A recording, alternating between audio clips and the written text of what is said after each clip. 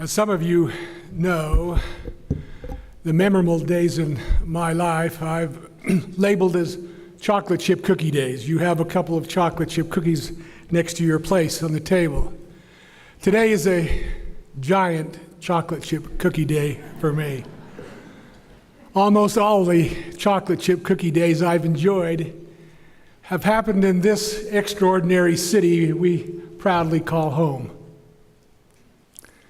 Except for a very few years of missionary service, education, extensive travel, I've lived in Salt Lake all my life. Like each of you, I love this city. Thank you, Bishop Wester, for that beautiful prayer that got us started tonight. And hasn't the music been wonderful? Thanks to all who have performed for us tonight. My thanks to the creative people at Bonneville Communications who produced the video we've just seen. I'm going to have a few words with them after the meeting, but thanks to all those who gave so generously of their time to offer really way over the top, but much appreciated observations. Roland Raddick, Ron Gibson, you and your committee are to be commended for all you've done to make tonight such a memorable occasion.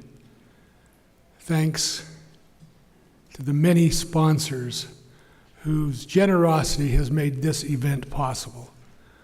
I can't say enough about the Salt Lake Chamber.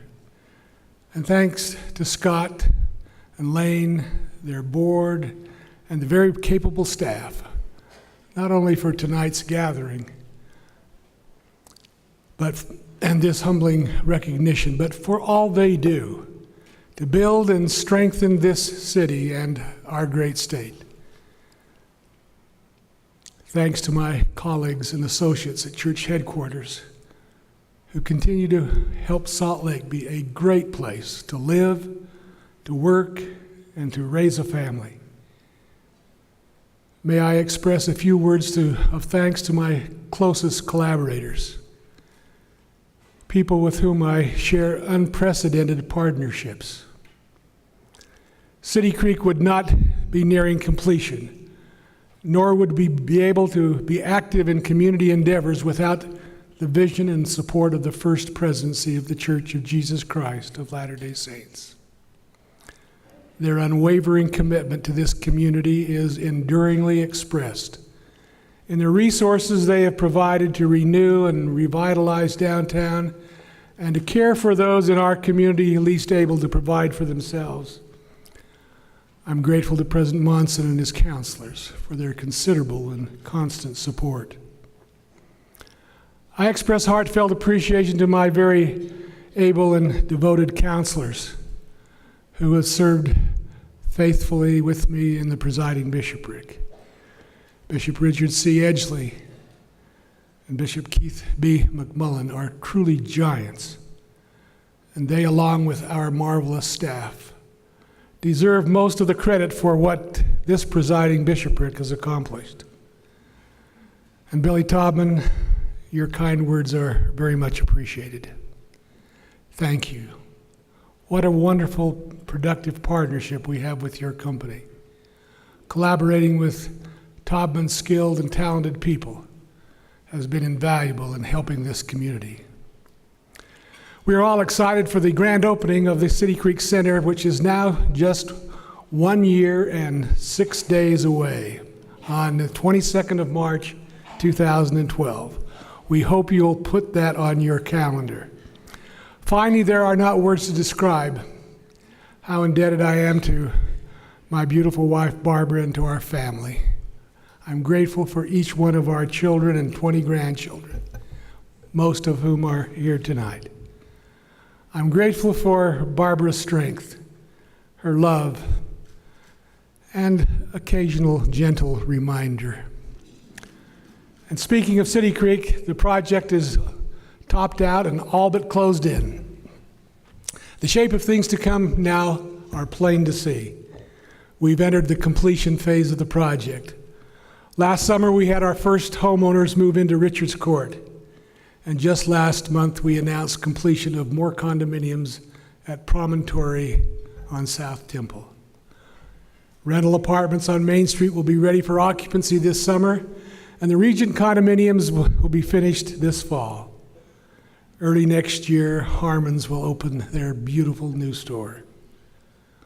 One of my favorite pictures is the one taken just about a year ago of the construction workforce all together assembled on a site where the Nordstrom store is now going up. Thanks to everyone for your enduring patience during our 4 going on 5 years of construction. Disruptions to traffic and pedestrians are finally winding down. There is a bright light at the end of a long construction tunnel. Speaking at this event 8 years ago, when plans for what became City Creek were just beginning to take shape, President Gordon B. Hinckley stated our conviction that, quote, renewed vitality at the head of Main Street will result in increased vitality throughout this entire city, close quote. Downtown has always had good fundamentals. It has good bones, but the muscles on those bones needed a little toning. It was felt that the best place to begin the process started by the visionaries of the Gateway Project was a reconditioning program at the top of Main Street. When Delta Airlines Sky Magazine asked me why the church was investing such a large amount in downtown Salt Lake City, I answered that being the birth parents of this community has given us a special interest in and some responsibility for the future of this wonderful city. Our commitment to this city is broad and deep. Ever since Brigham Young said, "This is the right place, drive on," we've been striving to do our part to make this city in a mountain valley a beautiful, vibrant place that warmly welcomes anyone who wants to make their home here. In Salt Lake, we hear, "This is the place," a lot, but we don't often hear Brigham's famous declaration, "Drive on." My favorite image of Brigham Young is Craig Varner's bronze statue in the Utah State Capitol. A clean-shaven Brigham in the prime of his life is driving on, striding forward, getting his work, his coat flapping open in the wind. Brigham knew the power of focused labor, especially when everyone pulled together. Drive on characterized his life, and he left us a legacy of individual industry committed to the common good.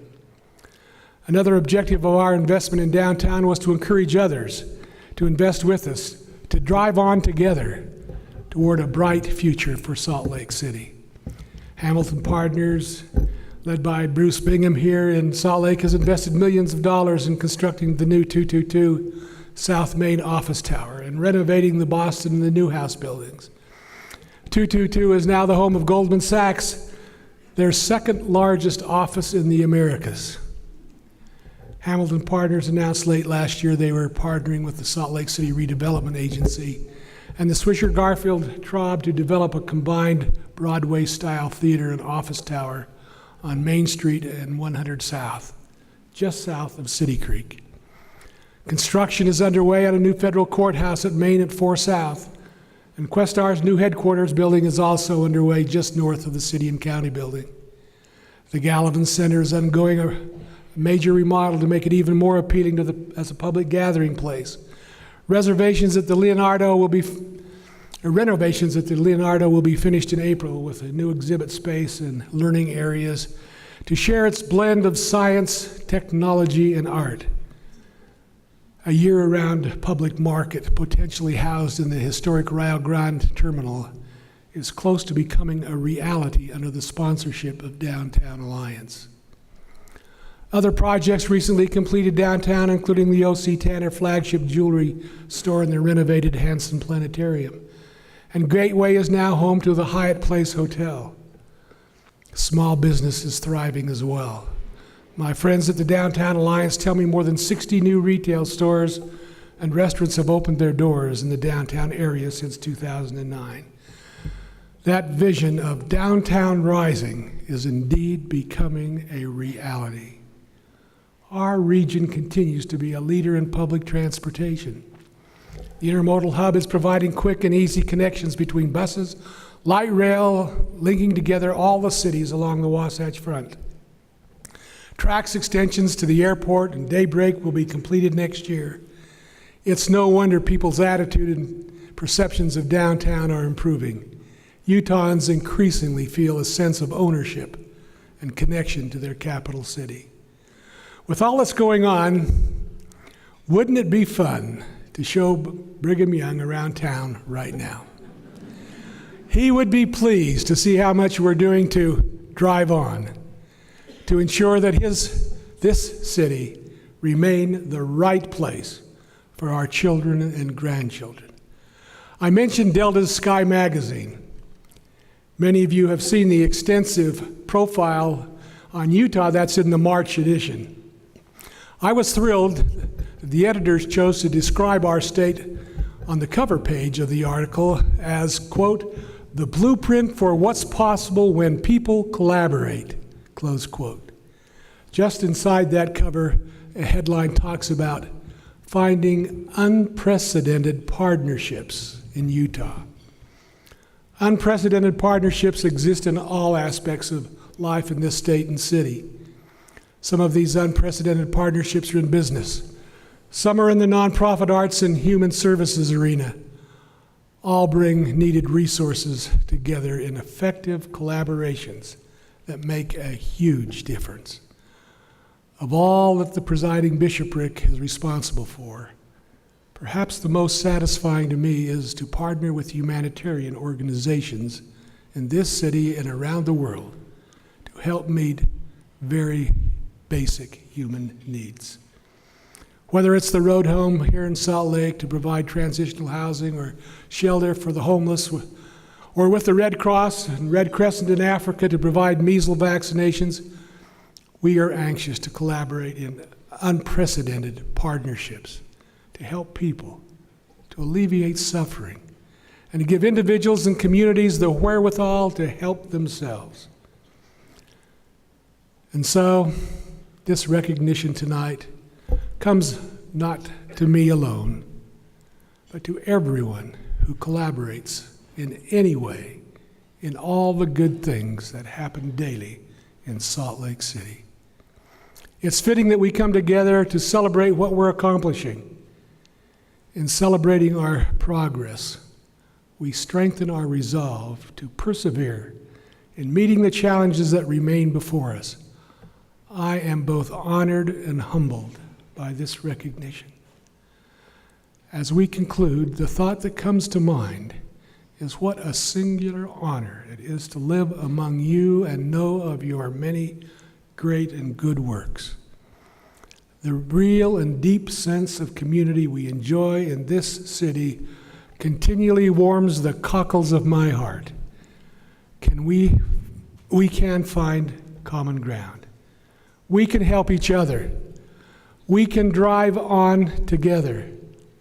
No matter our differences, we can reach across them and build our city.